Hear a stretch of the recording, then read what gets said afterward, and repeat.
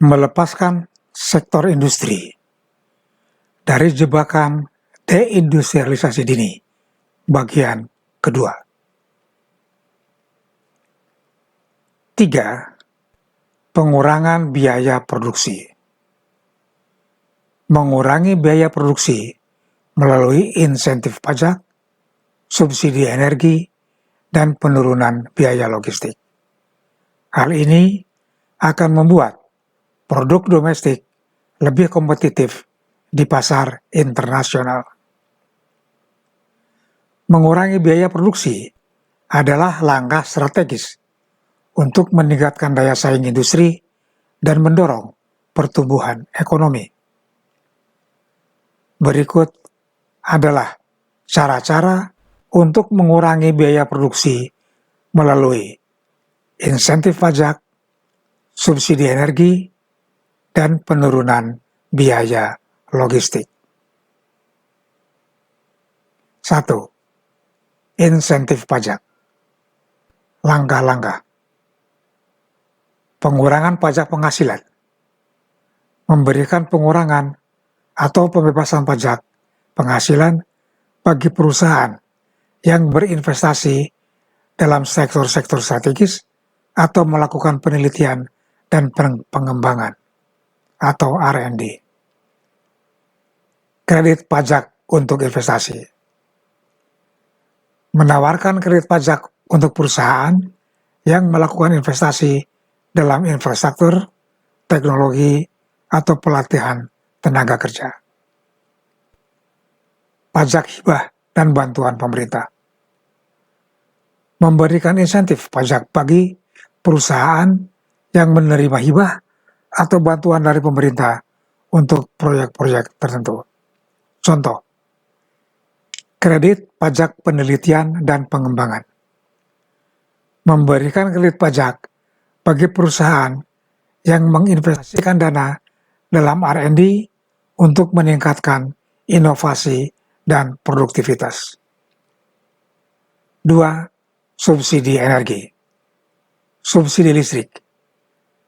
Memberikan subsidi untuk biaya listrik bagi industri, terutama untuk sektor-sektor yang membutuhkan energi tinggi, seperti manufaktur dan pertambangan. Subsidi bahan bakar. Menyediakan subsidi bahan bakar untuk industri yang mengandalkan energi fosil sambil mendorong penggunaan energi terbarukan. Investasi dalam energi terbarukan.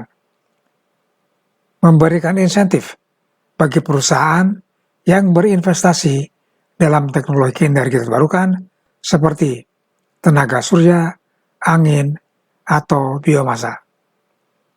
Contoh, program subsidi listrik. Menawarkan tarif listrik yang lebih rendah bagi industri untuk mengurangi biaya produksi dan meningkatkan daya saing. 3. Penurunan biaya logistik. Pembangunan infrastruktur logistik. Meningkatkan investasi dalam infrastruktur logistik seperti jalan raya, pelabuhan, bandara, dan pusat-pusat distribusi untuk mempercepat dan memperlancar arus barang. Simplifikasi regulasi. Menyederhanakan regulasi dan prosedur kepabeanan untuk mempercepat proses impor dan ekspor. Penggunaan teknologi digital. Mengadopsi teknologi digital untuk manajemen rantai pasok dan logistik seperti sistem pelacakan real-time dan manajemen inventaris. Contoh, proyek infrastruktur logistik, pembangunan jalan tol baru, dan modernisasi pelabuhan untuk mengurangi waktu tempuh dan biaya transportasi. Dampak positif dari pengurangan biaya produksi. Peningkatan daya saing. Produk dengan biaya produksi lebih rendah dapat dijual dengan harga lebih kompetitif di pasar domestik dan internasional. Peningkatan laba perusahaan. Pengurangan biaya produksi dapat meningkatkan margin laba perusahaan yang pada gilirannya dapat digunakan untuk investasi lebih lanjut atau meningkatkan kesejahteraan karyawan. Peningkatan lapangan kerja. Dengan biaya produksi lebih rendah, perusahaan dapat memperluas operasinya dan menciptakan lebih banyak lapangan kerja. Meningkatkan pertumbuhan ekonomi. Pengurangan biaya produksi akan meningkatkan efisiensi dan produktivitas ekonomi secara keseluruhan, yang dapat berkontribusi pada pertumbuhan PDB. Tantangan dan solusi. Ketergantungan pada subsidi. Subsidi dapat menciptakan ketergantungan, sehingga pemerintah perlu merencanakan transisi ke energi terbarukan dan efisiensi energi. Efektivitas insentif pajak. Pemerintah harus memastikan bahwa insentif pajak yang diberikan kepada perusahaan benar-benar berkontribusi pada peningkatan inovasi dan produktivitas. Pembangunan infrastruktur. Pembangunan infrastruktur memerlukan investasi yang besar dan waktu yang lama, sehingga diperlukan perencanaan jangka panjang dan kolaborasi dengan sektor swasta. 4. Peningkatan kualitas sumber daya manusia. Meningkatkan kualitas tenaga kerja melalui pendidikan dan pelatihan yang relevan dengan kebutuhan industri. Tenaga kerja yang lebih terampil akan meningkatkan produktivitas dan kualitas. Meningkatkan kualitas tenaga kerja melalui pendidikan dan pelatihan yang relevan dengan kebutuhan industri adalah langkah strategis untuk meningkatkan produktivitas dan daya saing ekonomi. Berikut beberapa cara untuk mencapai hal ini. 1. Pendidikan vokasional dan teknik. Langkah-langkah pengembangan kurikulum. Menyusun kurikulum pendidikan vokasional dan teknik yang sesuai dengan kebutuhan industri. Kurikulum ini harus mencakup keterampilan teknis dan praktek kerja yang relevan. Kemitraan dengan industri. Membentuk kemitraan antara institusi pendidikan dan perusahaan industri untuk memastikan kurikulum yang diajarkan sesuai dengan kebutuhan pasar kerja. Program magang dan praktek kerja. Menyediakan program magang dan praktek kerja bagi siswa untuk memberikan pengalaman kerja nyata dan meningkatkan keterampilan praktis. Contoh, sekolah menengah kejuruan.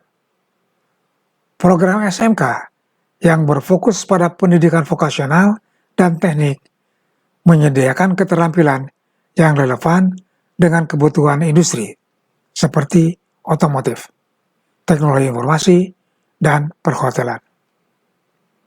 2. Pendidikan berbasis teknologi. Langkah-langkah. Integrasikan teknologi dalam pembelajaran. Mengintegrasikan teknologi seperti komputer, internet, dan perangkat lunak dalam proses pembelajaran untuk meningkatkan keterampilan digital siswa. E-learning. Mengembangkan platform e-learning yang memungkinkan akses ke pelatihan dan pendidikan secara online, sehingga memudahkan siswa untuk belajar di mana saja dan kapan saja. pelatihan teknologi informasi. Menyediakan pelatihan teknologi informasi dan komunikasi atau TIK untuk siswa dan tenaga kerja agar mereka siap menghadapi tantangan di era digital. Contoh, platform e-learning. Pengembangan platform e-learning seperti Ruang Guru, Zenius, yang menyediakan akses ke berbagai materi pembelajaran dan pelatihan secara online. Pengembangan keterampilan khusus. Langkah-langkah. Pelatihan keterampilan spesifik. Menyediakan pelatihan keterampilan spesifik sesuai dengan kebutuhan industri, seperti pelatihan pengelasan, manajemen proyek, dan desain grafis. Sertifikasi profesi. Menyediakan program sertifikasi profesi yang diakui oleh industri untuk meningkatkan kredibilitas dan daya saing tenaga kerja. Program upskilling dan reskilling. Menyediakan program upskilling dan reskilling bagi tenaga kerja yang ingin meningkatkan atau mengubah keterampilan mereka sesuai dengan kebutuhan pasar kerja. Contoh, lembaga sertifikasi profesi atau LSP, tenaga yang menyediakan sertifikasi profesi di berbagai bidang seperti keuangan, manajemen, dan teknologi informasi. Peningkatan akses pendidikan. Langkah-langkah. Beasiswa dan bantuan keuangan. Menyediakan beasiswa dan bantuan keuangan bagi siswa yang kurang mampu untuk memastikan akses pendidikan yang merata. Pendidikan inklusif. Mengembangkan program-program pendidikan inklusif yang memastikan bahwa semua siswa, termasuk yang memiliki keterbatasan fisik atau kognitif, memiliki akses ke pendidikan berkualitas. Pendidikan di daerah terpencil. Mengembangkan program pendidikan untuk daerah terpencil, termasuk penyediaan guru yang berkualitas dan fasilitas pendidikan yang memadai. Contoh, program Indonesia Pintar. Program pemerintah yang menyediakan bantuan keuangan untuk siswa dari keluarga kurang mampu agar mereka dapat melanjutkan pendidikan hingga ke jenjang yang lebih tinggi. Kolaborasi dengan sektor swasta. Langkah-langkah. Kemitraan pendidikan dan industri. Mendorong kemitraan antara institusi pendidikan dan perusahaan untuk mengembangkan program-program pelatihan dan pendidikan yang relevan dengan kebutuhan industri. Program pelatihan karyawan. Menyediakan program pelatihan karyawan yang didanai oleh perusahaan untuk meningkatkan keterampilan tenaga kerja mereka. Dukungan R&D. Mendorong perusahaan untuk berinvestasi dalam penelitian dan pengembangan untuk menciptakan inovasi dan meningkatkan daya saing industri. Terima kasih.